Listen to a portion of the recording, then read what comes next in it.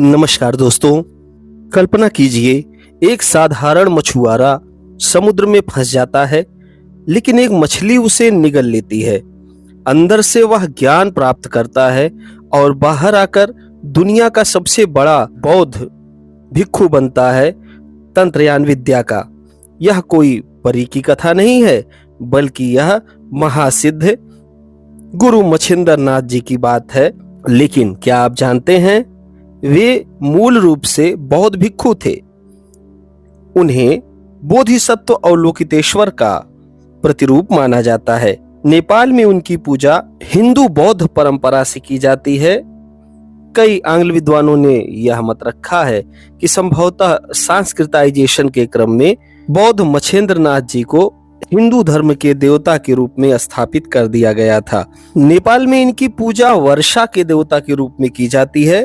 वहां पर सूखा अधिक पड़ता है, उसको समाप्त करने के लिए इनकी पूजा करने का विधान बनाया गया है। आज हम विद्वानों की पुस्तकों के संदर्भों से यह राज खोलने का प्रयास करेंगे कि कैसे योग सिद्ध गुरु बौद्ध भिक्षु मच्छिंद्र नाथ थे। अगर आप आध्यात्मिक रहस्यों के शौकीन हैं तो वीडियो को लाइक करें, सब्सक्राइब करें। चलिए शुरू करते हैं। मच्छिंद्र नाथ, जिन्हें मच्छिंदर या मत्स्येंद्र नाथ भी कहा जाता है, 9वीं 10वीं शताब्दी ईस्वी के एक महान तांत्रिक बौद्ध भिक्षु थे। कथाओं के अनुसार वे अवलोकितेश्वर कौड़ा के बोधिसत्व का स्वरूप माने जाते हैं। एक प्रसिद्ध कथा में राजा नरेंद्र देव ने सूखे से त्रस्त नेपाल को बचाने के लिए असम से उनकी मूर्ति मंगवाई थी। वहां से वे पटान पहुंचे, जहां आज रतो मतलब लाल मच्छिंद्र नाथ कहलाते हैं और उनकी इसी रूप में पूजा होती है। बहुत सारे लोग उन्हें शिव का या महादेव का अवतार भी मानते हैं, जबकि अधिकांश लोग उन्हें आज भी अवलोकितेश्वर का स्वरूप मानते हैं। लेकिन वे ही सिर्फ गुरु क्यों कहलाए? क्योंकि 84 महासिद्धों में नाथ संप्रदाय के वे संस्थापक हैं, जो हठ योग तंत्र विद्या के आधार स्तंभ माने जाते हैं। बौद्ध परंपरा में वे पद्मपाणि अवलोकितेश्वर और लोकेश्वर है, कमल के हाथों वाले दयालु देवता।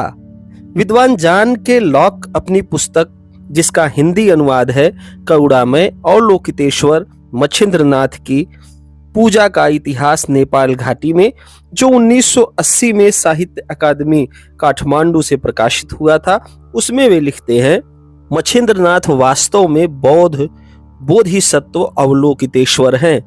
नेपाल में उनकी पूजा पूरी तरह बौद्ध परंपरा से होती है। सांस्कृताइजेशन के क्रम में इन्हें हिंदू देवताओं से समीकृत किया गया। टॉड टी लुइस की पुस्तक पॉपुलर बौद्ध टेक्स्ट फ्रॉम नेपाल 2000 में यह पुष्टि की गई है कि बौद्ध भिक्षु मच्छिंद्र नाथ अवलोकितेश्वर के स्वरूप है। यह रोचक है कि उनकी मूर्ति हर 12 साल में बनाई जाती है, लकड़ी और रंग से, जो वर्षा ऋतु की शुरुआत का संकेत देती है।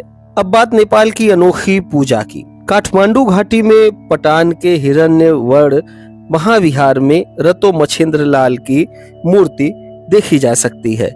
हर साल वैशाख अप्रैल मई में रथ यात्रा होती है, जो दुनिया की सबसे लंबी रथ यात्रा मानी जाती है। लगभग 5 किलोमीटर लंबा रथ, जो 1000 से ज्यादा लोग खींचते हैं। यह मात्र 3 महीने चलती है और अंत में वर्षा होती है। माइकल एलन की बौद्ध without monks the Vajrayana religion of the Newars 1973 में उल्लेख मिलता है कि मच्छिंद्र नाथ की पूजा न्यूअर वज्रयान बौद्धों के लिए करुणा का प्रतीक है, जिसको आजकल हिंदुओं ने अपने में मिलाने का प्रयास किया है। लेकिन वे मूलतः बौद्ध भिक्षु थे।